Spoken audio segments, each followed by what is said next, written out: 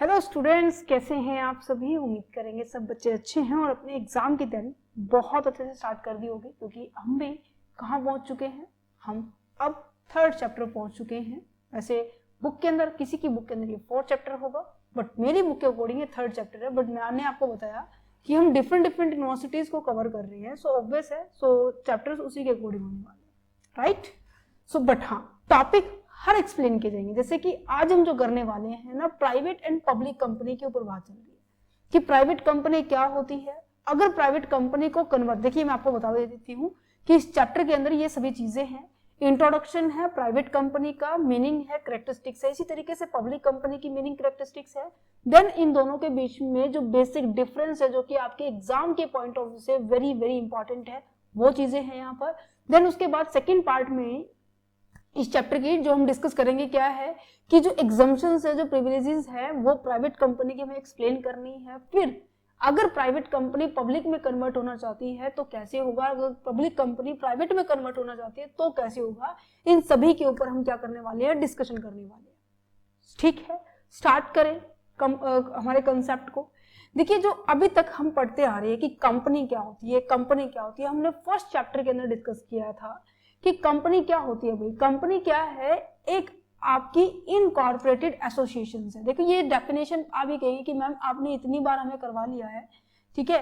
बेटे मैं आपको अभी भी कह रही हूँ, जितनी बार हम इस कंपनी का नया चैप्टर स्टार्ट करेंगे उतनी बार मैं ये डेफिनेशन आपको करवाऊंगी, ठीक है, जिससे कि आपको इवन समझ में तो आ ही जाएगी। दूसरा, आपको लर्न करने की जरूरत नहीं है, क्योंकि कई चीजें क्या होती है, जब आप रिपीटेशन में सुनते हैं ना, तो वो आपको क्या हो जाती है, ऑटोमेटेड लर्न हो जाती है। तो यहाँ पे देखो क्या लिखा हुआ है, अकॉर्डिंग टू द लॉर्ड हेनी के अकॉर्डिंग कि a company is an incorporated association which is an artificial person created by the law having a separate entity with a perpetual succession and a common seal. सबका मतलब मैंने बताया था, but फिर भी मैं जल्दी से रिपीट कर देती हूँ। इनकॉर्पोरेटेड एसोसिएशन का मतलब है कि जब कोई ऑर्गेनाइजेशन अपने आप को किसी एक्ट के अंदर लेकर आती है उसे बोला जाता है। और आर्टिफिशियल पर्सन का मतलब क्या है कि जो कंपनी होती है, जब मैं किसी एक्ट के अंदर लेकर आ रही हूँ तो वो एक्ट भी मतलब क्या है, वो गवर्नमेंट ने बनाया होगा, उसके अंदर रूल रेगुलेशन लिखे होंगे। तो जो गवर्नमेंट की नजर के अंदर, इसकी कोर्ट की नजर के अंदर जो कंपनी है वो एक आर्टिफिशियल पर्सन है, जिसको क्रिएट करती है लॉ और बंद करेगी भी लॉ करेगी।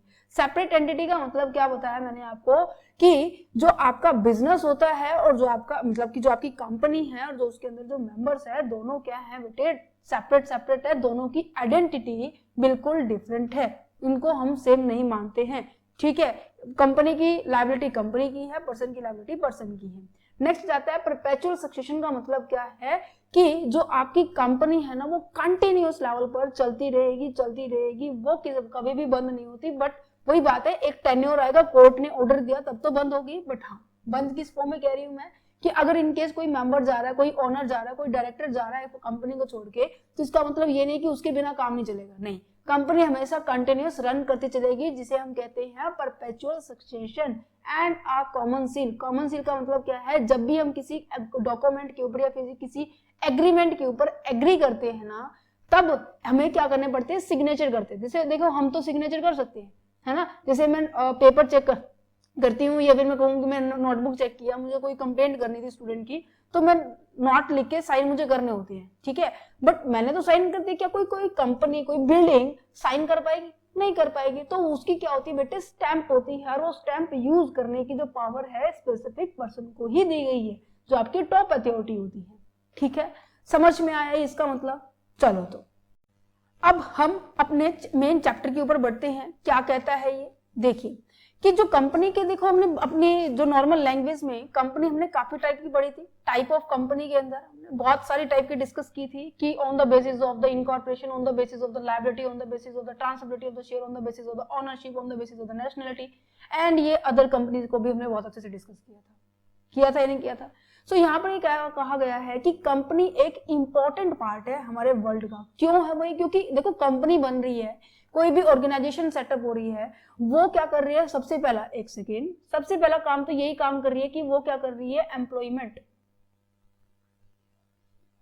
थोड़ी राइटिंग थोड़ी गंदी है, बट हाँ समझ लीजिए कि जो एम्प्लॉयमेंट है वो क्या है, जनरेट कर रही है, इवन इकोनॉमिक में पैसा लेकर आ रही है ना। मतलब कोई सामान बनाएगी, सामान बनकर वो क्या होने वाला है, सेल होने वाला है, ठीक है। सेल होगा तो क्या होगी, किसी की इनकम होगी तो किसी का कंजप्शन भी होगा, है ना। तो क्या हो रही है, इकोनॉमिक की एक्टिविटीज में कंट्रीब्यूशन कर रही है कौन, कंपनीज कर रही है ना।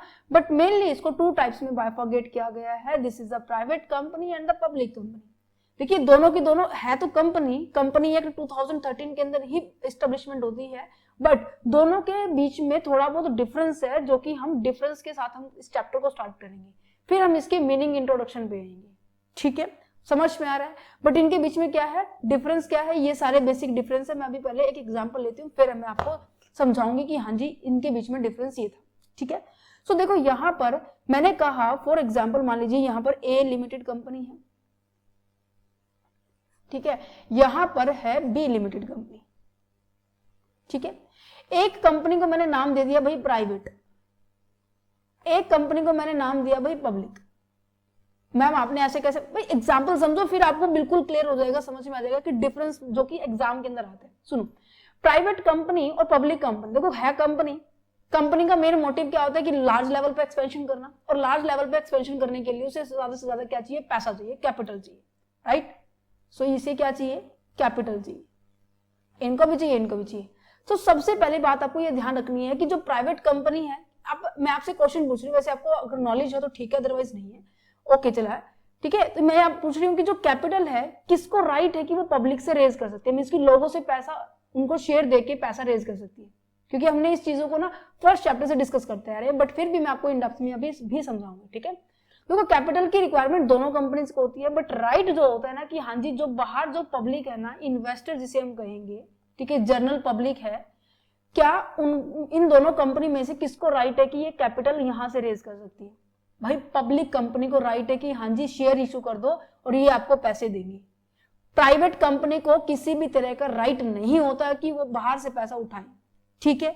अब मैंने कहा कि भाई बाहर से पैसा उठाना है, लोग यहां पर इन्वेस्ट करेंगे, थोड़ा दिमाग लगाओ आप लोग कि क्या कोई भी इंसान अपना पैसा किसी भी कंपनी में वैसे ही लगा देता है, भाई उसको इंफॉर्मेशन चाहिए या नहीं चाहिए, मींस की कंपनी के बारे में डिटेल इंफॉर्मेशन चाहिए, और वो डिटेल इंफॉर्मेशन इनको देनी पड़ती है प्रोस्पेक्टस के थ्रू। प्रोस्पेक्टस समझते हैं जैसे कि स्कूलिंग में देखा होगा, इवन यूनिवर्सिटीज का भी प्रोस्पेक्टस होता है ना।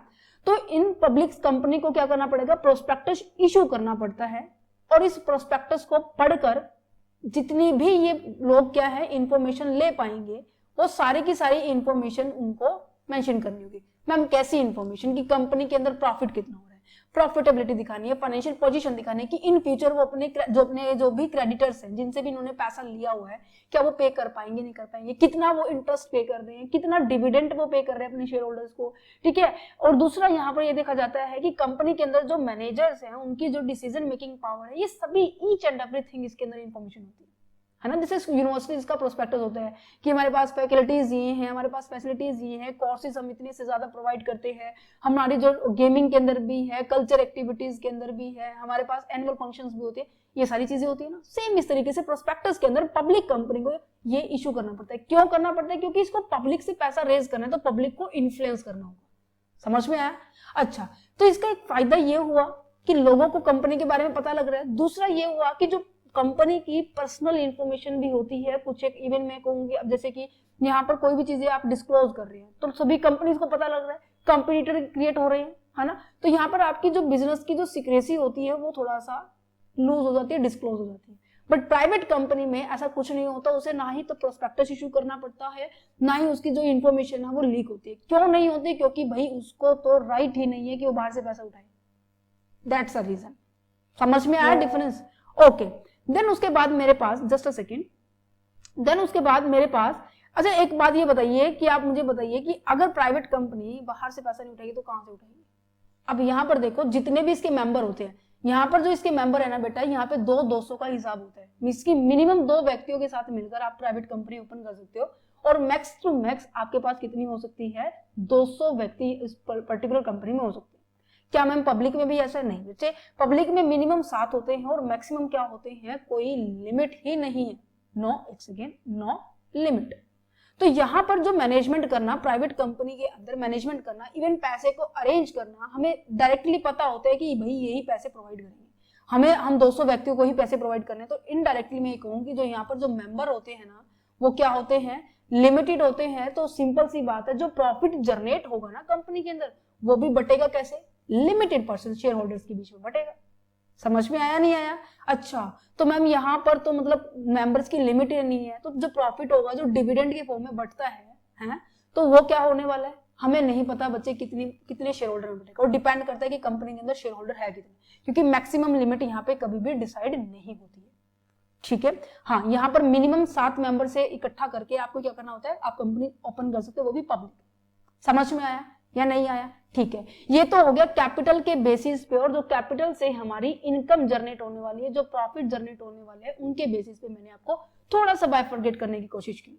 अच्छा, नेक्स्ट जो मेन डिफरेंस आ जाता है, इसको हम ऐसे करते हैं PRT। P मैंने आपको समझा दिया, प्रोहिबिटेड है कि वो पब्लिक से पैसा रेज नहीं कर सकती। नेक्स्ट आ जाता है रिस्ट्रिक्शंस, कि मेंबर्स की यहाँ पे क्या होती है, रिस्ट्रिक्शंस होती है कि हाँ जी मेंबर कितने की, प्राइवेट कंपनी में एक लिमिटेशन है कि हाँ इतना ही मेंबर होंगे, जिसकी वजह से जो प्रॉफिट होने वाला है वो भी लिमिटेड मेंबर में ही बटेगा, जो कि फायदे की बात है ना। बट यहाँ पे ये लिमिटेड है, तो सिंपल सी बात है, कंट्रोलिंग करना, फंक्शनिंग करना, डिसीजन लेना कहाँ पर बेटर होने वाला है, कहाँ जल्दी होने वाले, यहाँ फास्ट होने वाला है, यहाँ फास्ट होने वाला है। बट अगर मैं यहाँ पर देखूं तो क्या होने वाला है, यहाँ पर कहीं ना कहीं डिले होने वाला है। ठीक है, समझ में आ रहा है कॉन्सेप्ट। एक पॉइंट से हमने 4 पॉइंट कर ली। सबसे पहले हमने कैपिटल का कॉन्सेप्ट देखा, फिर हमने मेंबर्स का कॉन्सेप्ट देखा, फिर हमने प्रॉफिट का कॉन्सेप्ट देखा, देन उसके बाद कंट्रोलिंग पावर, या मैं कहूं कि यहाँ पर मैं कहूं डिसीजन लेना हो तो वो कहाँ होने वाला है, यहाँ पर फास्ट होने वाला है। क्लियर है? अच्छा जी, नेक्स्ट अगर आपसे बात की जाए तो क्या हो सकता है, आर समझ में आया, restrictions of the member. T का मतलब क्या है, ट्रांसफरेबिलिटी ऑफ द शेयर्स। क्या है? Transferability of share. Ma'am transferability of the share का मतलब क्या हुआ? ट्रांसफरेबिलिटी का मतलब क्या है कि आप एक दूसरे स्थान से क्या कर सकते हो, इधर से उधर, इधर से इधर क्या कर सकते हो, इजिली ट्रांसफर कर सकते हो। ठीक है मैम, इधर से उधर सब क्या दोनों कंपनी को अलाउड है कि हाँ अपने शेयर को कहीं पर भी कभी भी किसी टाइम बेच सकते हैं? नहीं बच्चे, अब यहां पर देखो, पब्लिक से पैसा रेज करने का राइट किसका था, इसका था, इसकी पब्लिक कंपनी का था, और इसने प्रोस्पेक्टस भी इशू किया, इंफॉर्मेशन डिस्क्लोज भी हो रही है। और जब ये क्या होते हैं, जितने पैसा ये रेज करना चाहते हैं, जितने शेयर ये लोगों ने सब्सक्राइब कर लिए, तो पब्लिक कंपनी के जो शेयर जब सब्सक्राइब हो जाते हैं ना, मींस कि लोग उनके अंदर पैसा इन्वेस्ट कर देते हैं, तो वो शेयर क्या हो जाते हैं, लिस्ट हो जाते हैं। ठीक है, जो पब्लिक कंपनी होती है उनको क्या करना पड़ता है, अपनी कंपनी के नाम के जितने भी शेयर वो इश्यू कर रही है, उसको वो क्या करना पड़ता है, SEBI stock exchange board of India के अंदर अपने आप को लिस्टेड करवाना पड़ता है। क्यों? अब देखो, अब आप किसी यूनिवर्सिटीज का क्या है, स्टूडेंट्स हो, ठीक है, आपकी यूनिवर्सिटी के स्टूडेंट है, लाइब्रेरी से बुक को इशू करना, ठीक है, यूज करना किसका राइट है? क्या मैं आपकी यूनिवर्सिटी की बुक यूज कर सकती हूँ? मैं तो उसकी स्टूडेंट नहीं हूं, तो ऑब्वियस ही बात है मुझे राइट नहीं होगा उन बुक्स को एक्सेस करने का। तो सेम इस तरीके से आपने क्या किया, अपना एडमिशन लिया। सेम इस तरीके से अगर सेबी की जो सर्विसेज वो प्रोवाइड कर रहा है शेयर को इधर से उधर सेल करने की, कि आप एट द एनी टाइम, किसी भी टाइम आप क्या कर सकते हो, किसी भी प्राइस के ऊपर अपने शेयर्स की सेलिंग कर सकते हो, तो इसके लिए आपको इसके अंदर रजिस्टर्ड करवाना पड़ता है। ठीक है, और अगर जब भी कोई भी कंपनी अपने आप को जब सेबी के अंदर रजिस्टर्ड करवा देती है ना, तो उसके शेयर की लिस्टिंग हो जाती है, और शेयर की लिस्टिंग होना दैट मीन स्टॉक मार्केट के अंदर उस शेयर की क्या हो रही है, डीलिंग हो रही है। समझ में आया? तो ट्रांसफरेबिलिटी ऑफ द शेयर को करने की जो प्रॉपर राइट है वो किसका है, पब्लिक कंपनी का। अब यहाँ पर देखो, पब्लिक से पैसा ही नहीं रेज किया जा रहा, तो शेयर को लिस्ट भी नहीं किया जाएगा, तो स्टॉक एक्सचेंज में तो लिस्टिंग होती नहीं है। समझ में आया? ठीक है, समझ में आ रहा है, नहीं आ रहा? ओके, अच्छा जी। और डायरेक्टर्स के बारे में अगर मैं यहाँ पे एक और बाइफरगेट करूं डायरेक्टर्स के पॉइंट ऑफ व्यू से, कि कंपनीज के अंदर डायरेक्टर्स कितने होते हैं। ठीक है, इवन मैं कहूं कि जो कंपनीज की जो फॉर्मेलिटीज होती हैं, कौन गवर्नमेंट, देखो यहाँ पे प्राइवेट लिखा हुआ है, तो प्राइवेट का मतलब क्या है कि इसको कंट्रोल करने वाले, मैनेज करने वाले लोग कैसे होंगे, प्राइवेटली होंगे। दैट मीन्स एक फ्रेंड सर्कल भी हो सकता है, एक फैमिली मेंबर्स भी हो सकते हैं, मीन्स की गवर्नमेंट का कंट्रोल होगा, बट इतना ज्यादा नहीं होगा जितना ज्यादा पब्लिक कंपनी के ऊपर होता है। समझ में आ रहा है? यहाँ पर डायरेक्टली कंट्रोल देखो, यहाँ पे सेबी का हो गया, 1992 के जो एक्ट्स के जो रूल्स हैं वो यहाँ पे अप्लाई होंगे, और वो गवर्नमेंट्स ने प्री डिटरमाइन किए हुए हैं। पब्लिक कंपनी के अंदर जो सेंट्रल गवर्नमेंट है, स्टेट गवर्नमेंट है, जो भी गवर्नमेंट है, इनका कंट्रोल होता है। वो ये देखती है कि जो ऐसा क्यों होता है मैम, ऐसा क्यों होता है, देखो नाम से पहली बात तो क्लियर हो रहा है। दूसरा रीजन अगर मैं बताऊं ना आपको, बेसिक क्या रीजन है, इंपॉर्टेंट रीजन, अब देखो ये लोगों से पैसा रेज कर रही है, लोग इनको पैसे दे रहे हैं, ठीक है। अब ये भी तो देखा जाएगा कि हाँ जी, जिस पर्पस के लिए, जो प्रोस्पेक्टस में तुमने बोला था कि हाँ जो पैसा हम रेज करेंगे वो हम कहाँ यूज करने वाले हैं, तुम्हें इतना डिविडेंड देंगे, अगर वो पैसा उसी पर्पस के लिए यूज नहीं हुआ तो क्या होगा भाई, उसके ऊपर निगरानी कौन रखेगा, भाई गवर्नमेंट ही रखेगी। कि जो भी आपके इन्वेस्टर्स हैं, इन इन्वेस्टर्स के इंटरेस्ट को किसी भी तरह का हार्म ना पहुंचे। समझ में आ रहा है नहीं आ रहा? तो इस वजह से क्या किया जाता है, हमारी पब्लिक कंपनी के ऊपर ज्यादा रूल रेगुलेशन, स्ट्रिक्टनेस, या मैं कहूं कि ज्यादा फॉर्मेलिटीज होती है इनको बनाने में भी। बट प्राइवेट कंपनी इसके अकॉर्डिंग थोड़ा सा फेमिलियर है। ये जो मैंने अभी आपको डिस्कस किया है ना, ये बहुत ज्यादा इंपॉर्टेंट है इस पूरे चैप्टर को समझने में। क्लियर आ रहा है समझ में? ओके, अब यहाँ पे फटाफट पढ़ते हैं। देखो प्राइवेट कंपनी, डिफरेंस समझा दो, फिर आपको ये ना रीड करने में बहुत आसानी होगी, इवन कैरेक्टरिस्टिक्स भी आसानी होगी। मैं पहले डिफरेंस करवाती हूँ तुम्हें। देखो डिफरेंस में क्या लिखा हुआ है कि public company and private company क्या होती है। कंपनी ये मेरे पास यहाँ पे थोड़ा, चलो एग्जाम्पल के अंदर मैंने प्राइवेट कंपनी को ए ले लिया था, पब्लिक को बी ले लिया था, इट्स ओके, बट हाँ कंसेप्ट हमारे सेम रहने वाले। सबसे पहले ओनरशिप, मैंने आपको क्या बताया कि प्राइवेट कंपनी क्या होती है, वो स्मॉल ग्रुप होती है और इसके जो फाउंडर्स होते हैं वो फैमिली मेंबर, कोई भी पार्टनरशिप, प्राइवेट इन्वेस्टर्स हो सकते हैं। बट इसको कंट्रोल करने वाले जनरल पब्लिक होते हैं, क्योंकि यहाँ पर जनरल पब्लिक का पैसा लगा होता है, जिसकी आप और हम जैसे लोगों ने पैसा लगाया हो किसी पब्लिक के अंदर। और ये किस में लिस्टेड होती है, स्टॉक मार्केट में लिस्टेड होती है। क्लियर आ रहा है समझ में? ओके, सेक्शंस आपको याद रखने हैं। प्राइवेट कंपनी का जो सेक्शन है ना बच्चे, प्राइवेट कंपनी का सेक्शन 2 सबसेक्शन 68 है और यहाँ पर सेक्शन 2 सबसेक्शन 71 है। अभी देखो इसी स्लाइड के ऊपर ना कम से कम 9 से 10 पॉइंट हमने समझ लिए। अब देखो यहाँ पे फटाफट करते हैं, समझ में आया? मिनिमम मेंबर मैंने आपको बताया 2 था और मैक्सिमम कितने हैं, 200 है। यहाँ पे 7 है, बट यहाँ पे तो कोई लिमिट ही नहीं है। शेयर ट्रांसफर करने का मतलब क्या है, क्या आप अपने शेयर को फ्रीली ट्रांसफर कर सकते हो, सेलिंग बाइंग कर सकते हो। भाई जो भी कंपनी पब्लिक से पैसा रेज करेगी वो फ्रीली ट्रांसफर कर सकती है, क्योंकि पब्लिक से जब भी कभी कंपनी पैसा रेज करती है तो उसे अपने आप को स्टॉक एक्सचेंज के अंदर वो लिस्टेड हो जाती है, और जिसका फायदा क्या होता है कि वो फ्रीली ट्रांसफर कर लेती है। बट यहाँ पे फ्रीली ट्रांसफर नहीं होते।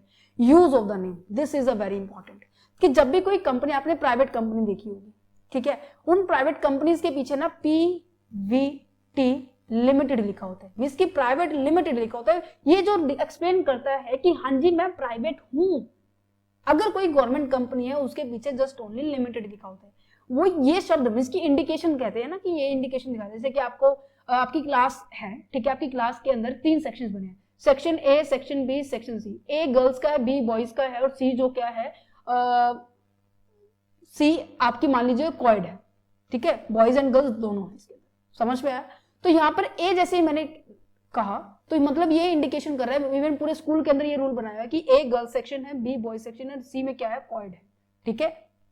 तो यहाँ पे क्या समझ में आ रहा है कि जैसे ही मैं कहूँ कि जैसे कि +2 ए क्लास है, +2 ए का मतलब क्या है, +2 ए का मतलब है कि उसमें सारी लड़कियां हैं, है ना। तो ये इंडिकेशन है, कोड है, इसी तरीके से ये कोड आपको यूज करना पड़ता है।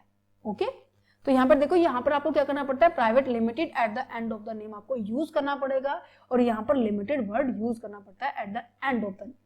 स्टॉक मार्केट में लिस्टेड कौन होती है, भाई जिसके शेयर्स की डीलिंग होती है, फ्रीली ट्रांसफर होते हैं, वो लिस्टेड होगा। यहाँ पर लिस्टेड का कोई मतलब ही नहीं है ना। इंफॉर्मेशन कौन डिस्क्लोज करेगा, जो पब्लिक से पैसा रेज करेगा वो क्या करने वाले हैं, उनको जरूरी है कि वो अपनी सारी की सारी इंफॉर्मेशन पब्लिक को क्या करे, डिस्क्लोज करे, disclose to the public. But यहाँ पे किसी भी तरह की रिक्वायरमेंट नहीं होती। ये देखो पिक्चर भी मैंने इस तरीके से हिसाब से लगाई कि आपको थोड़ा सा रिकॉल हो जाए, है ना। और एग्जांपल आइए समझ में आ गया। कैपिटल रेज कहाँ से होती है, कैपिटल रेज यहाँ पे ना पब्लिक से होती है, यहाँ पे क्या है, प्राइवेट इन्वेस्टर्स होते हैं। डिसीजन मेकिंग कहाँ पे फास्ट होती है, अब देखो नंबर ऑफ द मेंबर्स के ऊपर डिपेंड करता है। अगर नंबर ऑफ मेंबर यहाँ पे 150 से लेकर 150 तक ही मैक्सिमम आप कर पाएंगे, ऐसे लिमिट आपकी कितनी है, 200 तक की है। बट वही बात है ना, मैक्स टू मैक्स आपको 200 व्यक्ति ही संभालने होंगे, तो डिसीजन लेना, इवन जितने भी काम करना है वो यहाँ पे जल्दी होंगे, है ना। इवन आपको कोई डिसीजन लेना है और वो क्या करना है, अपॉर्चुनिटी का फायदा उठाना है कि हाँ एक आज का दिन रहता है, किसी प्राइस के ऊपर किसी सामान को खरीदना, वो डिसीजन आप क्या कर सकते हो, मेन जो टॉप मैनेजर्स है वो फटाफट ले सकते हैं, बट यहाँ पर क्या होंगे, स्लोवर होंगे, क्योंकि नंबर ऑफ द मेंबर्स क्या है, अनलिमिटेड है। सो ऑब्वियस सी बात है, कंट्रोलिंग पावर भी काफी सारे लोगों के हाथ में होती है। ठीक है, रेगुलेशन एंड कॉम्प्लायंसेस का मतलब क्या है कि जो रूल रेगुलेशन है वो कौन कैसे फॉलो करते हैं। यहाँ पे गवर्नमेंट रेगुलेशन होती है बट कम होती है, फ्यूअर होती है, बट यहाँ पे मोर होती है। एग्जाम्पल जैसे कि इन्फोसिस बीपीओ प्राइवेट लिमिटेड है, और देखो यहाँ पे ये ऐसे कुछ दिखाया हुआ है एग्जाम्पल। ठीक है, नेक्स्ट जाते हैं कहा किसके लिए सुटेबल है, ये small and medium size businessman है, वो एज ए अपने कंपनी का फायदा उठाने के लिए, मींस की कंपनी के अंदर काफी सारी फीचर्स होती है, ठीक है, उसके फायदे उठाने के लिए हमें क्या करना पड़ेगा, हम कंपनी बना सकते हैं। बट ये क्या है, लार्ज बिजनेसमैन के लिए है, जिसका मेन मोटिव क्या है, अपने आप को एक्सपेंड करना यूनिवर्स लेवल पे, इवन इंटरनेशनल नेशनल जहां वो जा रहा है वहां पर अपने आप को अपनी इमेज क्रिएट करने के लिए हम कंपनी यहाँ पे बनाएंगे। ठीक है, रिस्क फैक्टर के बारे में बात करें, यहाँ पर लेस रिस्क होगा। भाई क्यों होगा, क्योंकि देखो ये प्रॉफिट से साथ आप रिलेट कर सकते हैं। अब देखो यहाँ पे 2 से 200 मेंबर है, तो सिंपल सी बात है, जितना भी प्रॉफिट होने वाला है वो लिमिटेड मेंबर्स के बीच में बटेगा। अब मैंने कहा कि मुझे 1 लाख का प्रॉफिट हुआ और मेरे पास 200 मेंबर है, तो यहाँ पे क्या नजर आ रहा है कि हर एक मेंबर को 500 रुपए का कम से कम मिलेगा। अगर किसी ने 10 शेयर होल्ड किए हुए हैं तो 500 को 10 से मल्टीप्लाई करेंगे तो यहाँ पे कितना हो गया, 5000 हो गया, है ना, समझ पा रहे। बट यहाँ पे तो मेंबर्स की कोई लिमिट ही नहीं है, जितने ज्यादा मेंबर होंगे उतना ज्यादा मेरा प्रॉफिट क्या होता चला जाएगा, कम होता चला जाएगा। तो यहाँ पे प्रॉफिट को शेयर क्या किया जा रहा है, वो क्या है, सभी शेयर होल्डर में होगा, जिसके कारण जो रिस्क रहने वाला है वो ज्यादा भी रहने वाला है। ठीक है, ओके, तो ये डिफरेंस आया समझ में। ओके, सो अब आप इनकी फीचर्स पढ़ेंगे, कैरेक्टरिस्टिक्स पढ़ेंगे, वो आपको इजीली समझ में आ जाएगी, क्योंकि यही चीजें तो हैं जो हम डिफरेंस, जिनके बेसिस पे हम डिफरेंस करते हैं। देखो सेक्शन 2 सबसेक्शन 68 डिफाइन करता है प्राइवेट क्या है, प्राइवेटली ओन होती है, यहाँ पर किसी भी तरह से पब्लिक से पैसा नहीं बाय किया जाता है, कंपनी 2013 इसके अंदर रजिस्टर्ड होती है, शेयर होल्डर हमारे प्राइवेट होते हैं, मोस्टली हमारे family member, small group of invested members ही सारे होते हैं।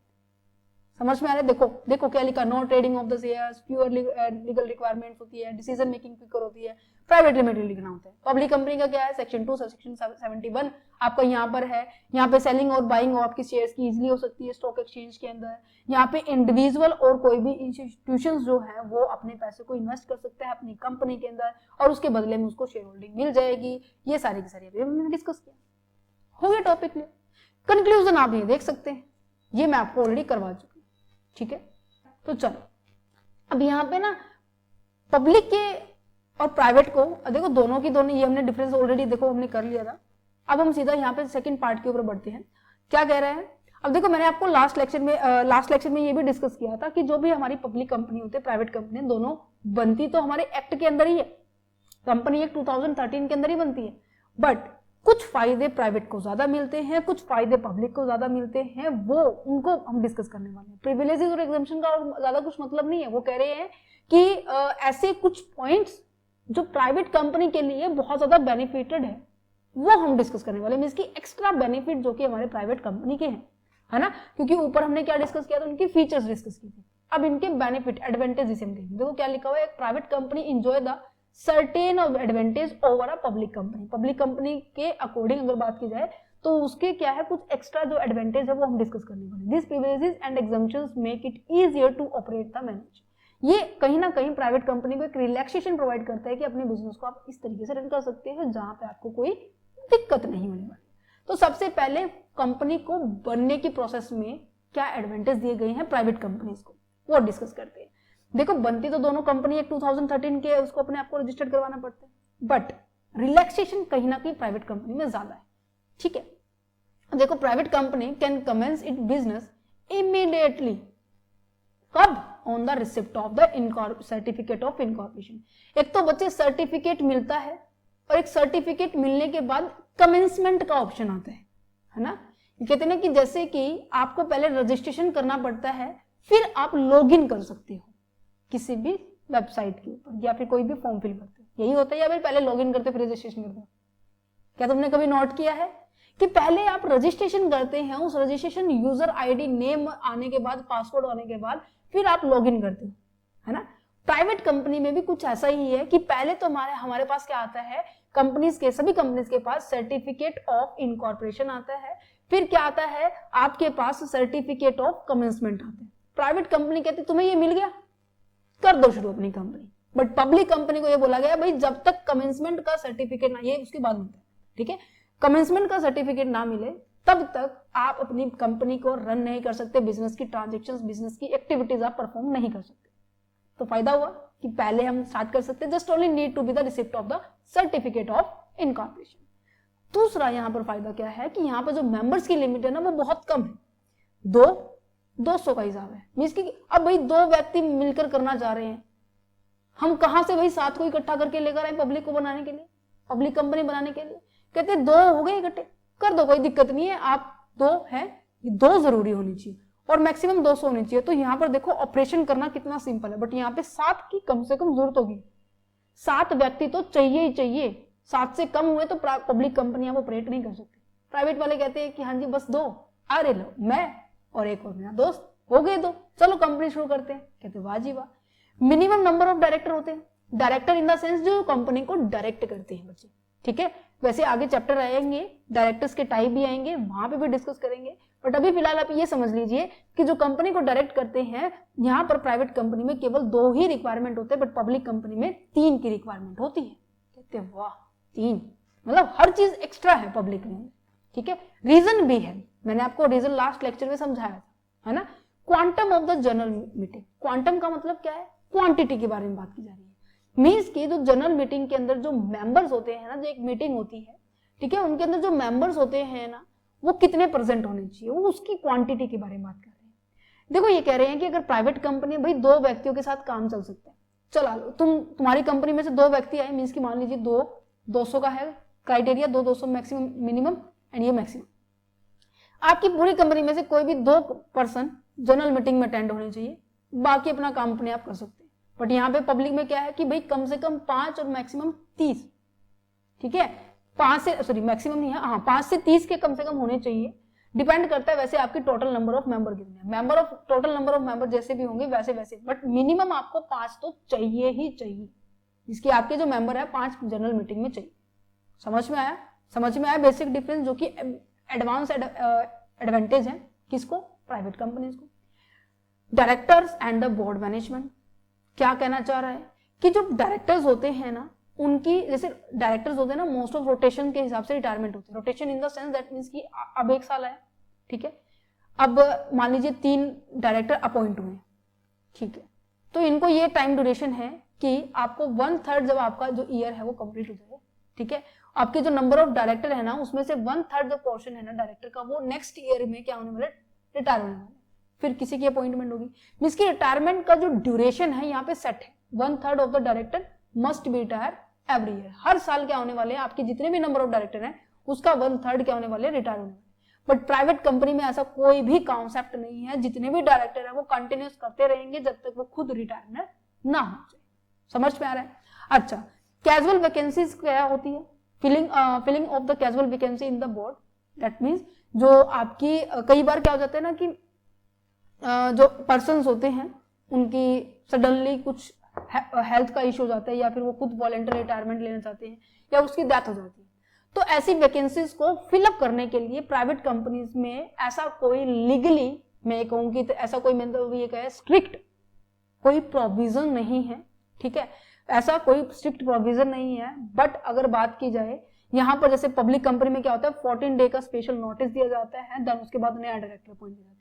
बट यहाँ पे ऐसा कोई भी ऐसा सिस्टम नहीं है प्राइवेट कंपनी, ठीक है।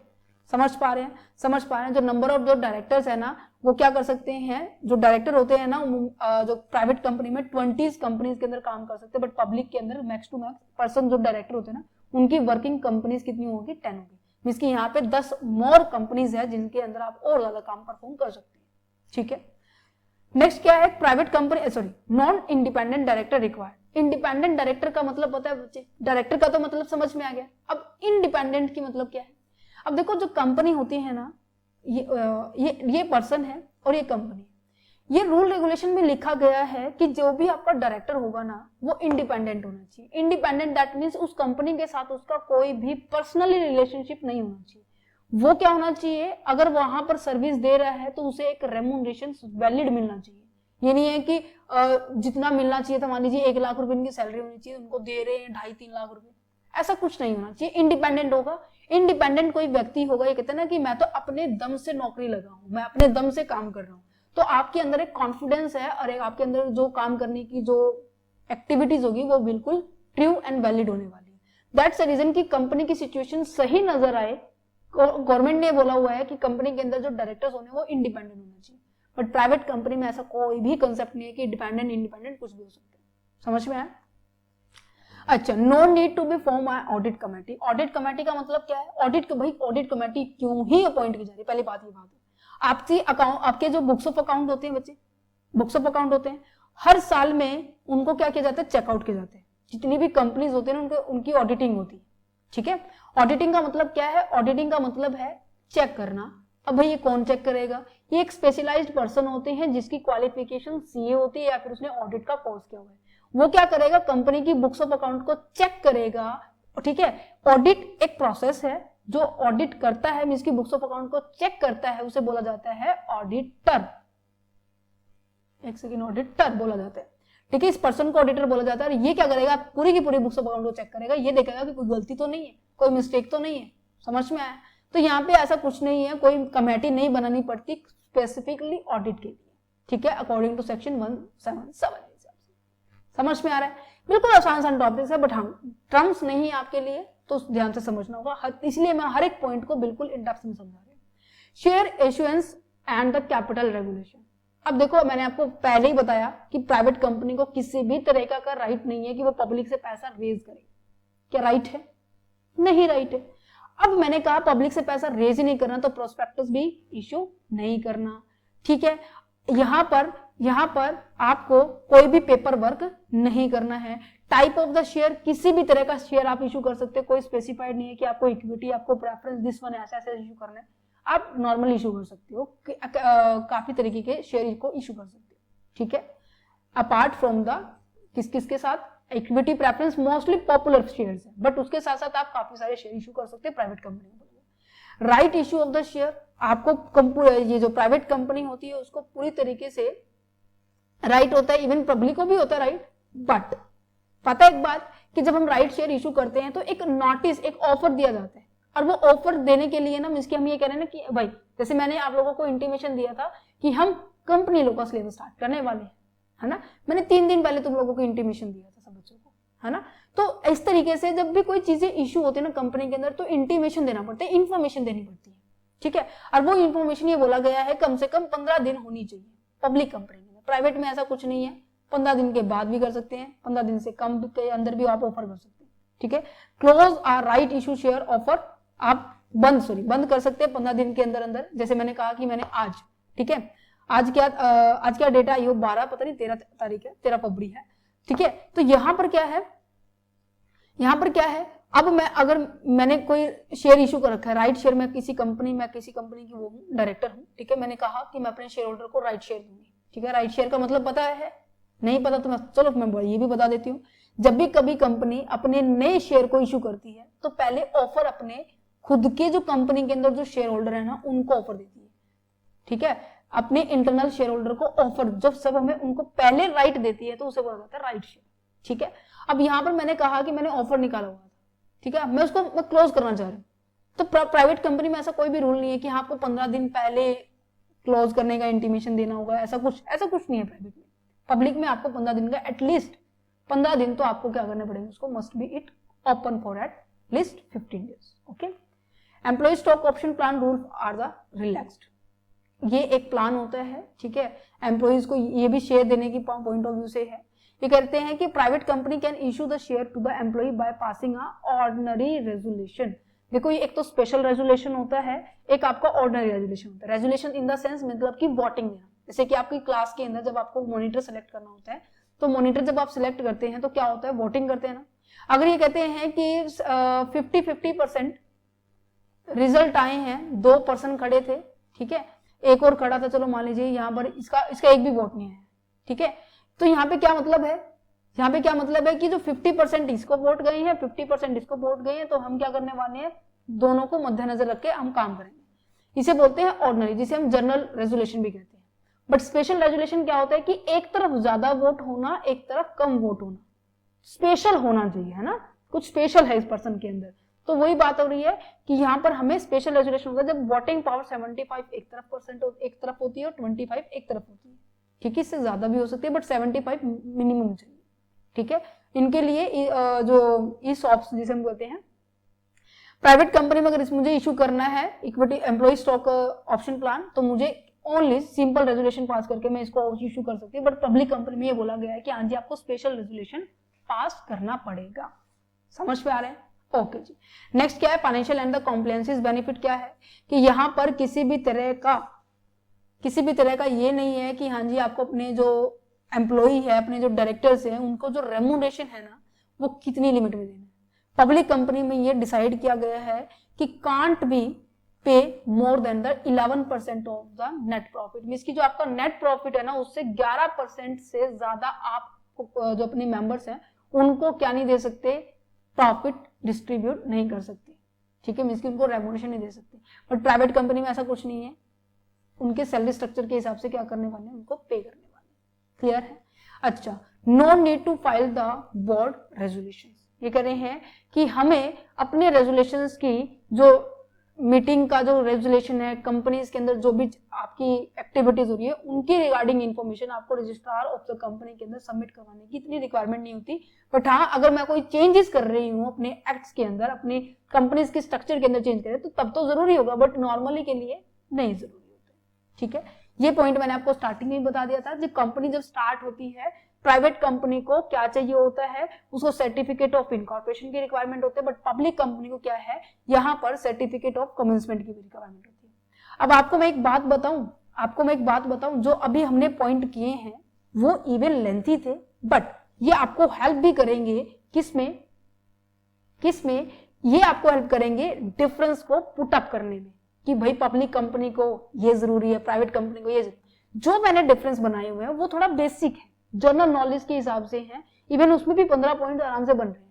बट अगर आप इनके एडवांटेज, जो प्राइवेट कंपनी को जो एडवांटेज दिए गए हैं वो पब्लिक के साथ कंपेयर करके मैंने बताया, ये आपके डिफरेंस में भी काम आएंगे। ओके, ठीक है।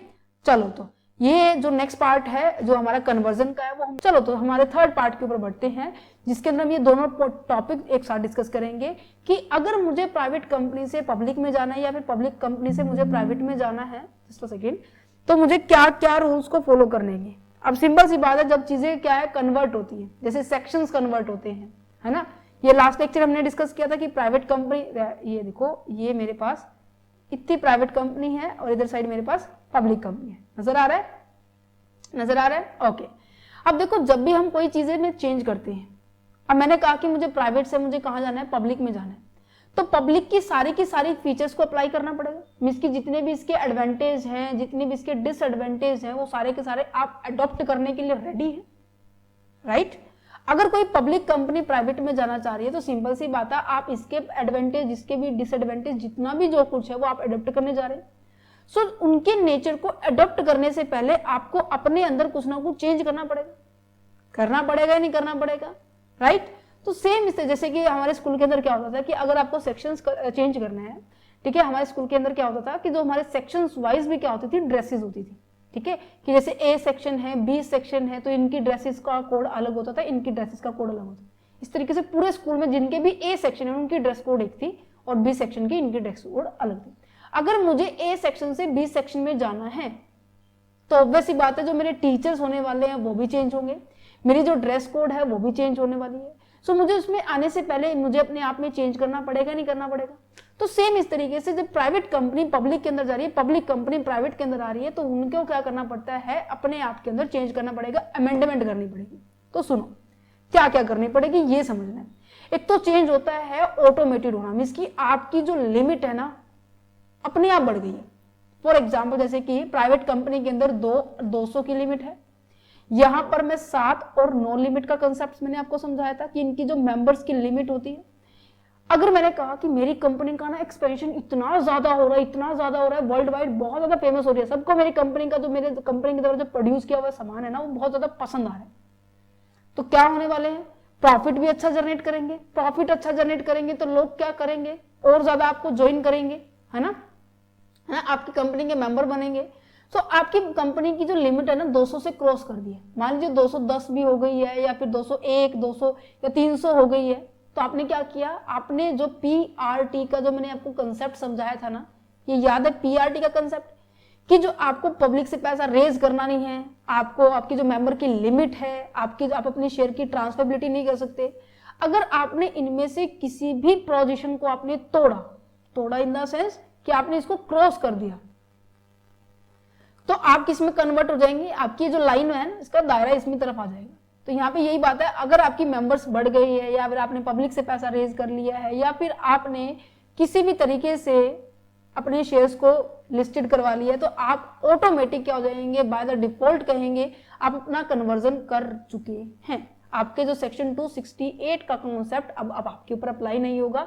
किसका अप्लाई होगा, क्योंकि PRT किसके अंदर अलाउड है, मींस की पब्लिक से पैसा रेज करना, मेंबर्स की लिमिट अनलिमिटेड होना, शेयर्स का ट्रांसफर होना, ये सेक्शन 2 सेक्शन 71 के अंदर डिफाइन किया गया है, जो कि हमारी पब्लिक कंपनीज के ऊपर पूरा राइट होगा, है ना। और एक होता है बाय चॉइस, कि मेरी मर्जी है भाई, मेरी इच्छा है, मींस की जितनी मेंबर्स हैं उन सबकी इच्छा है कि हाँ जी हमारी जो प्राइवेट कंपनी है वो किस में कन्वर्ट हो जाए, पब्लिक के अंदर कन्वर्ट हो जाए।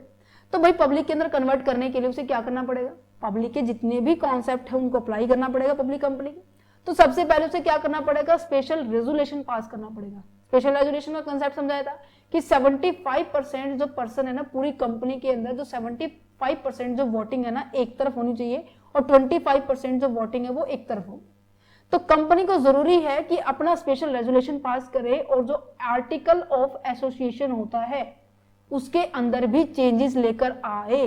क्यों भाई, क्योंकि एक तो मेमोरेंडम ऑफ एसोसिएशन होता है बच्चे, जो प्रिंसिपल डॉक्यूमेंट होता है, और एक आपका आर्टिकल ऑफ एसोसिएशन होता है। दो प्रिंसिपल डॉक्यूमेंट्स होते हैं जो कि आपके नेक्स्ट आने वाले चैप्टर्स के अंदर डिस्कस करेंगे। फॉर्मेशन ऑफ द कंपनी के बाद हम इसको डिस्कस करेंगे, ठीक है। तो हमें क्या करना पड़ेगा, हमारे इन मेन प्रिंसिपल डॉक्यूमेंट के अंदर क्या करना पड़ेगा, चेंजेस करने पड़ेंगे, ठीक है। और इन चेंजेस को फिल करने के बाद हमें कहां पर सबमिट करना पड़ेगा, रजिस्ट्रार ऑफ अ कंपनी के अंदर with in 30 days in the form number MGT14 है। MGT का मतलब क्या है, जो कि आपका एक फॉर्म है जिसको फिल करना पड़ेगा, मैंडेटरी है। स्पेशल रेजोल्यूशन पास होने के बाद ये क्या करना पड़ेगा, ये फॉर्म फिल करके, हाँ जी मैं अपनी कंपनी को प्राइवेट से पब्लिक में कन्वर्ट करना चाह रहा हूँ, मेरी इच्छा है, मैं सभी रूल रेगुलेशन को एक्सेप्ट करता हूँ, ये आपको फॉर्म सबमिट कराना पड़ेगा विद इन 30 डेज के अंदर, ठीक है। दूसरा काम क्या है कि भाई आपकी जो मेंबरशिप है ना वो बढ़ा दो। दैट मीन्स अगर आप अपनी इच्छा से करें, क्योंकि बाय द डिफॉल्ट या फिर मैं कहूँ कि बाय ऑटोमेटिक कन्वर्जन में तो अपने आप ही हो रही है, बट आपकी इच्छा है तो उस हिसाब से क्या करना पड़ेगा आपको, जो आपकी मेंबर्स की जो संख्या है, वो मेंबरशिप है, वो क्या करनी पड़ेगी, इंक्रीज करनी पड़ेगी बिफोर फाइलिंग द INC24। ये भी एक फॉर्म है, ठीक है। ये मैंने आपको डिटेल इंफॉर्मेशन दे दी, क्योंकि ये जो क्लासेस है ना BCom, BBA, MCom, MBA सभी क्लासेस के स्टूडेंट के लिए, ठीक है। तो यहाँ पर आपकी जो मेंबर्स की लिमिट जो कि 2 और 200 की दायरा होता था ना, आपको क्या करना पड़ेगा, 7 की कम से कम, और मैक्सिमम कोई भी लिमिट नहीं है, तो कम से कम आपको क्या करना पड़ेंगे, आपकी कंपनी के अंदर एटलीस्ट 7 मेंबर्स को लेकर आना पड़ेगा before applying for the conversion होने से पहले, ठीक है। ये कहते हैं ना कि अगर आपको बास्केटबॉल का मैच खेलना है, ठीक है, तो उसके अंदर कम से कम प्लेयर 5 तो होने चाहिए। भाई तुम 2 प्लेयर क्या करोगे, है ना। इसी तरीके से यहाँ पे 5 की बजाय आप 7 कर लो, ठीक है। अगर आपको क्या करना है, इस पब्लिक कंपनी में आना पड़ेगा, तो 2 से 7 मेंबर लेकर आओ, फिर पब्लिक में आ सकते हो बिफोर अप्लाई द कन्वर्जन, ठीक है। नेक्स्ट कहते हैं कि भाई डायरेक्टर की भी जो आपकी जो संख्या वो बढ़ा दो।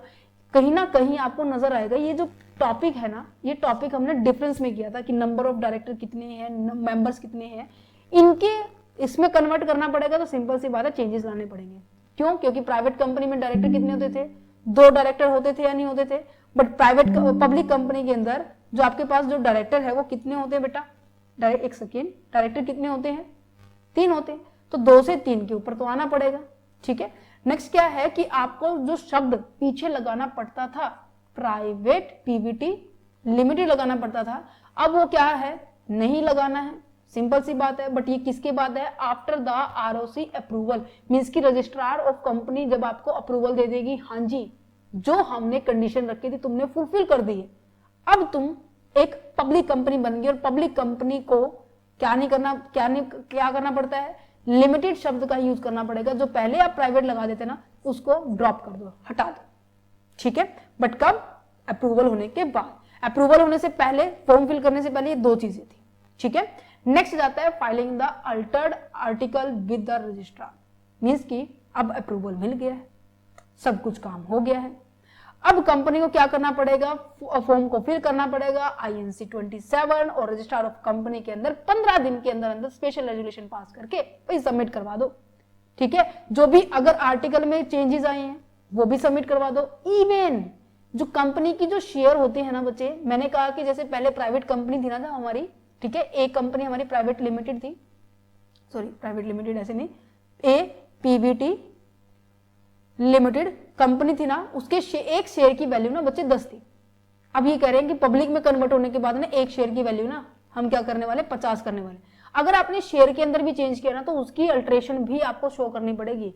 कैसे, अब जिन मेंबर्स ने 10 के हिसाब से पैसा इन्वेस्ट किया हुआ है उनसे वो शेयर मंगवाएंगे, ठीक है, मतलब कि उनसे वापस प्रॉफिट कर लेंगे, 50 के हिसाब से उनको उस हिसाब से पैसे शेयर दे देंगे, ठीक है। समझ में आ रहा है, ये प्रोसेस हमने कॉर्पोरेट अकाउंटिंग में भी डिस्कस किया है कि issue of the share alteration कैसे होती है, ठीक है। अच्छा जी, नेक्स्ट जाता है updating the copy of article, ये अब मैंने आपको बताया अपडेट करना पड़ेगा। Legal consequence for the non compliances, means कि अगर पब्लिक प्राइवेट पब्लिक में जब कन्वर्ट हो चुकी है, भाई सिंपल सी बात है, पब्लिक के फॉलो करने पड़ेंगे रूल, पब्लिक कंपनी के जो भी रूल रेगुलेशन होते हैं। अगर कंपनी पब्लिक कंपनी के रूल को फॉलो नहीं कर रही है कन्वर्ट होने के बाद, तो भाई गवर्नमेंट है, मैंने आपको बताया था लास्ट लेक्चर के अंदर, फर्स्ट लेक्चर के अंदर, कि हमारे पास जो गवर्नमेंट कंपनीज होती है उसके ऊपर रूल रेगुलेशंस, रिस्ट्रिक्शंस, प्रोविजंस सभी चीज स्ट्रिक्टली फॉलो होती है। अगर तुमने फॉलो नहीं की प्राइवेट से पब्लिक में होने के बाद, तुम्हारे ऊपर एक्शन हो जाने वाला है, तुम्हारे ऊपर इवन फाइन भी होने वाला है पर कॉपी के हिसाब से, जिसकी पर जो भी, जैसे हर एक काम के लिए कॉपी होती है, ठीक है, हर एक काम की, जैसे कि मैंने कहा कि स्कूल ड्रेस की एक फॉर्म फिल किया गया, ठीक है, यूनिफॉर्म का फॉर्म फिल हो गया, टीचर्स के रिगार्डिंग, सेक्शंस के रिगार्डिंग, इवन बुक्स के अकॉर्डिंग, तो हर एक चीजों के, हर कंसेप्ट के ऊपर एक कॉपी होती है, उसके अंदर उसी के रिगार्डिंग प्रोविजन लिखे मिलेंगे। अगर वो आपने फॉलो नहीं किया तो भाई फाइन दो 1000 पर कॉपी के हिसाब से। अगर तुमने 10 को फॉलो नहीं किया तो 10,000 रुपये फाइन बन गया।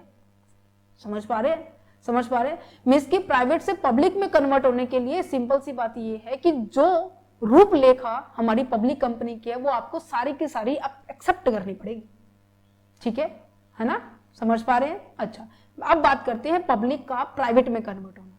अब वही सेम लॉजिक यहाँ पे कि भाई पब्लिक कंपनी की जितनी भी फीचर्स थी उसे अपना खुद का जो आइडेंटिटी थी वो बिल्कुल खत्म करके किस में कन्वर्ट करना है, अपने आप को प्राइवेट में कन्वर्ट करना है। तो प्राइवेट की सारी फीचर्स को एक्सेप्ट करना पड़ेगा। देखो क्या लिखा हुआ है कि जब कन्वर्जन होता है ना पब्लिक का प्राइवेट के अंदर, जब क्या है, private company into the converted to the public company, the board of directors call and extraordinary general meeting. ठीक, एक सेकेंड, जस्ट अ सेकेंड, क्या लिखा हुआ है, आई होप ये यहाँ आना चाहिए, ये यहाँ आना चाहिए, क्योंकि हम क्या बढ़ रहे हैं, पब्लिक कंपनी कन्वर्ट हो रही है पब्लिक प्राइवेट कंपनी के अंदर, है ना, थोड़ा ध्यान से, ठीक है, बाय मिस्टेक इसको मैं करेक्ट करूंगी। Okay, extra ordinary general meeting उनको बुलानी पड़ेगी और उस एक्स्ट्रा ऑर्डिनरी जनरल मीटिंग के अंदर ये डिसाइड किया जाएगा कि हाँ जी रेजोल्यूशन पास किया जाएगा, और उस रेजोल्यूशन में ये देखा जाएगा कि हाँ क्या सभी व्यक्ति, जितने भी मतलब रेजोल्यूशन है हमारा, जो जनरल मीटिंग हो रही है उसके अंदर हम ये डिसाइड कर रहे हैं कि हम पब्लिक से प्राइवेट में जा रहे हैं। कहते हैं अच्छा, अब आपको मैंने एक लास्ट लेक्चर के अंदर बताया था कि जो पब्लिक कंपनी को ये पूरा राइट होता है कि भाई वो पब्लिक से पैसा रेज कर सकती है, राइट। अब देखो पैसा किसका लगा हुआ है, पब्लिक का लगा हुआ है। अब भाई इंटरनली मेंबर ही पब्लिक को प्राइवेट में कन्वर्ट कर रहे हैं, तो धोखाधड़ी नहीं होगी ये चीज। तो इसीलिए बोला गया है कि जब भी ऐसा होगा तो कंपनी के जो मेंबर हैं उनकी ये रिस्पॉन्सिबिलिटी बनती है कि वो इंडिविजुअली इन्फॉर्म करे किसको, पब्लिक को, बाय द नोटिस। जिन्होंने हमारे पास, जो भी हमारे शेयर होल्डर है, उनको नोटिस दे देकर हम क्या करेंगे, इंफॉर्मेशन प्रोवाइड करेंगे कि हाँ जी हमारी कंपनी, हम डिसाइड कर रहे हैं कि पब्लिक से प्राइवेट में जा रही। कहते अच्छा, समझ में आया। पब्लिक को इन्फॉर्म किया जाएगा, मेंबर्स को इन्फॉर्म किया जाएगा with the help of the notice, और जितनी भी पब्लिक्स है जिनसे पैसा आया था, ठीक है, सॉरी यहाँ पे मेंबर लिखा हुआ है, मेंबर ऑफ द कंपनी को इंडिविजुअली नोटिस भेजा जाएगा, और जो पब्लिक है उसको इन्फॉर्म किया जाएगा with the help of the advertisement, newspaper, magazine, इनके थ्रू, ठीक है, कि हाँ जी ये कंपनी फलाना फलाना कंपनी है उस प्राइवेट में कन्वर्ट हो रही है। कहते हैं अच्छा, जब private company and become a public company All these are the company's resolutions duly certified, signed by the authorized officers of the company. The article of association is altered किया जाएगा. आर्टिकल ऑफ एसोसिएशन देखो सब में alter होगा क्योंकि changes होते हैं तो सिंपल सी बात है उसके प्रोविजन उसके अंदर अल्टर करने पड़ेंगे. तो ये तो चेंजेस होगा बट जो मेन ऑथराइज ऑफिसर होते हैं ना उनको क्या करना पड़ता है उस पर्टिकुलर डॉक्यूमेंट के ऊपर साइन करना पड़ेगा कि हाँ जी हमारी पूरी कंपनी के जितने भी मेंबर है वो सारे एग्री कर रहे हैं पब्लिक कंपनी से वो किस में कन्वर्ट हो रहे हैं, प्राइवेट कंपनी. ठीक है, इवन डायरेक्टर्स तक भी हमारे यहाँ पर सहमति देंगे.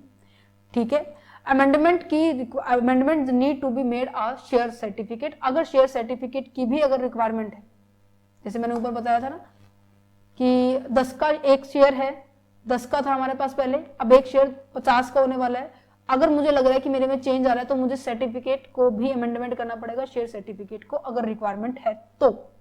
ठीक है, कैसे होगा कि जो सर्टिफिकेट्स को मैं बुलवाऊंगी, मंगवा लूंगी और उसके अंदर चेंजेस करूंगी एज पर द रिक्वायरमेंट और उसे रजिस्ट्रार ऑफ कंपनी के अंदर सेंड किया जाएगा, वहां से नोटिस पास होगा, देन उसके बाद हमारी कंपनी का शेयर इशू हो जाएगा. ठीक है, A public company can be converted into the private company under section 14 of the Company Act 2013 as by the following steps. ये तो मैंने आपको नॉर्मली इसमें बता दिया. अब इसको हम स्टेप से देखेंगे. सबसे पहले स्पेशल रेजोल्यूशन पास होगा और स्पेशल रेजोल्यूशन के अंदर आपको आर्टिकल ऑफ एसोसिएशन के अंदर चेंज करना पड़ेगा. और ये आर्टिकल ऑफ एसोसिएशन, ये रेजोल्यूशन जो पास हुआ है उसकी इंफॉर्मेशन 30 दिन के अंदर अंदर एमजीटी फॉर्म नंबर 14 के अंदर फिल करके देनी होगी. आर्टिकल ऑफ एसोसिएशन में स्पेशली ये मेंशन करना पड़ेगा कि जो प्राइवेट कंपनी के, जो पब्लिक कंपनी के जो राइट थे पीआरटी का, इसकी जो पब्लिक से पैसा रेज कर सकती है, मैक्सिमम नंबर मिनिमम नंबर थे और अपने शेयर्स को ट्रांसफर कर सकती है, ये राइट अब क्या हो रहे हैं, रद्द हो रहे हैं. और पीआरटी का जो कंसेप्ट जो प्राइवेट कंपनी के ऊपर अप्लाई नहीं होता, मैक्सिमम नंबर 2 से 200 की लिमिट होती है, ट्रांसफरेबिलिटी ऑफ द शेयर नहीं होने वाली है, पब्लिक से पैसा रेज नहीं कर सकती है, ये स्पेशली मेंशन किया जाएगा आर्टिकल ऑफ एसोसिएशन में. There is a 3 restrictive clause. ये 3 restrictive clauses है PRT, right? Limit the number of the total number of the member to be 200. Restrict किया जाएगा कि आप अपने शेयर्स को फ्रीली ट्रांसफर नहीं कर सकते, आप पब्लिक से बाय शेयरिंग इनवाइट नहीं कर सकते. ठीक है, अच्छा अपनी कंपनी का नाम चेंज करो भाई, प्राइवेट से पब्लिक से प्राइवेट में लाना पड़ेगा, तो आपको प्राइवेट क्या करना पड़ेगा, ऐड करना पड़ेगा. बढ़िया न्यूज क्या है कि आप क्या है, आपको सर्टिफिकेट ऑफ इनकॉर्पोरेशन मिलते ही आप अपने आरओसी को अप्रूवल, आरओसी से अप्रूवल मिल जाती है प्राइवेट कंपनी को कि हाँ तुम्हें बिजनेस स्टार्ट कर सकते हैं. मैंने लास्ट लेक्चर में बताया था कि एक तो क्या होता है कि एक तो आपको क्या मिलता है सर्टिफिकेट ऑफ इनकॉर्पोरेशन, एक मिलता है certificate of commencement. Public company को ये लेना जरूरी होता है कि जब तक कमेंसमेंट का लेटर आपको रजिस्ट्रार कंपनी नहीं देगी तब तक आप अपने बिजनेस को आप स्टार्ट नहीं कर सकते. बट प्राइवेट कंपनी को क्या होता है कि आप सर्टिफिकेट ऑफ इनकॉर्पोरेशन आपको मिलते ही आप अपनी कंपनी की बिजनेस की एक्टिविटीज को रन अप कर सकते हैं. तो यहाँ पे ये आपको बहुत अच्छा फायदा मिल जाता है. Approval from the central government, ये कहते हैं कि the company must get the approval from the central government before the conversion. जब भी कोई गवर्नमेंट कंपनी जिसकी पब्लिक कंपनी प्राइवेट में कन्वर्ट हो रही है तो उससे जरूरी है कि गवर्नमेंट की भी तो परमिशन लेनी पड़ेगी ना. यहाँ पे ज्यादा मतलब फॉर्मेलिटीज करनी पड़ रही है पब्लिक से प्राइवेट में कन्वर्ट होने में. ठीक है, अप्रूवल लेनी पड़ेगी RD1 फॉर्म में. ठीक है, रजिस्ट्रार के पास फाइलिंग करनी पड़ेगी आपको विद इन 15 डेज के अंदर एंड INC फॉर्म नंबर को फिल करके, और साथ में सेंट्रल गवर्नमेंट की जो अप्रूवल हमने ऊपर ली थी ये वाला फर्स्ट पॉइंट में, थर्ड पॉइंट में, वो साथ में लगानी पड़ेगी. साथ में जो आपका आर्टिकल ऑफ एसोसिएशन में जो अल्टर हुआ है, ये तीनों के तीनों डॉक्यूमेंट साथ लगा के ROC के अंदर 15 दिन के अंदर आपको सबमिट करवा के आने पड़ेंगे. तो कहने का मतलब ये है कि यहां पर प्राइवेट से पब्लिक में कन्वर्ट होने में कहीं ना कहीं आपको नजर आ रहा होगा फॉर्मेलिटीज क्या है, थोड़ा सा लूज है, बट यहाँ पे आपको सेंट्रल गवर्नमेंट की भी अप्रूवल चाहिए, आपको even extra ordinary general meeting attend करनी पड़ेगी, पब्लिक को नोटिस देना पड़ेगा, एडवर्टाइजमेंट करनी पड़ेगी, सारा मतलब काम काज है इसके अंदर, है ना. बट हाँ समझ में आ गया होगा. फाइनली आज हमारा ये चैप्टर हो जाता है फिनिश. ठीक है जी, private company and the public company का. ठीक है, 3 पार्ट्स हो गए हैं, 3 पार्ट्स हैं, part number 1, part number 2 and part number 3. Channel पर विजिट करेंगे, आपको मिलेगा चैनल के ऊपर जो प्लेलिस्ट है company law and corporate law, क्योंकि कंपनी लॉ और कॉर्पोरेट लॉ एक ही है, सिलेबस आपका सेम है. डिफरेंट यूनिवर्सिटीज के अंदर कोई टॉपिक ऊपर नीचे दिया हो तो, बट मैंने सभी टॉपिक्स को मैं इन डेप्थ में डिस्कस करूंगी पार्ट्स के अंदर. ठीक है, इनकी आप जैसे जैसे पार्ट्स आ रहे हैं वैसे आप PDF भी ले सकते हैं, ठीक है, एक लिटिल अमाउंट चार्ज की जाएगी, आप टीम के साथ कांटेक्ट कर सकते हैं, डिस्क्रिप्शन में नंबर दिया हुआ है, वो आपको डिस्कस कर देंगे कैसे आप चीजों को एक्सेस कर सकते हैं। Okay, so thank you for watching this video, have a nice day. कोई डाउट रहता है तो कमेंट सेक्शन आप सभी के लिए, वहां पे मैं आपको डायरेक्ट रिस्पॉन्स दूंगी, ठीक है। जो कॉन्टेक्ट नंबर दिया है वो टीम का है, आप अगर मुझसे कोई डाउट पूछना चाहते हो कमेंट सेक्शन आप लोगों की, क्योंकि ऐसा हो सकता है कि जो आप डाउट पूछ रहे हैं क्या पता किसी दूसरे तीसरे बच्चे का हो, मैं सॉल्व करके दूं तो उनकी प्रॉब्लम भी सॉल्व हो सकती है नहीं हो सकती। सो दैट्स अ रीजन कि कमेंट सेक्शन में आप अपने डाउट, इवन आपका सजेशन आप अपना दे सकते हैं, ठीक है। ओके जी, कोई इंप्रूवमेंट की रिक्वायरमेंट है, कोई चेंज करना है, मैम ऐसे नहीं वैसे पढ़ाना है, ये सभी आप हमें हमारे साथ डिस्कस कर सकते हैं। Okay, so thank you for watching this video, have a nice day and all the very best for your exam.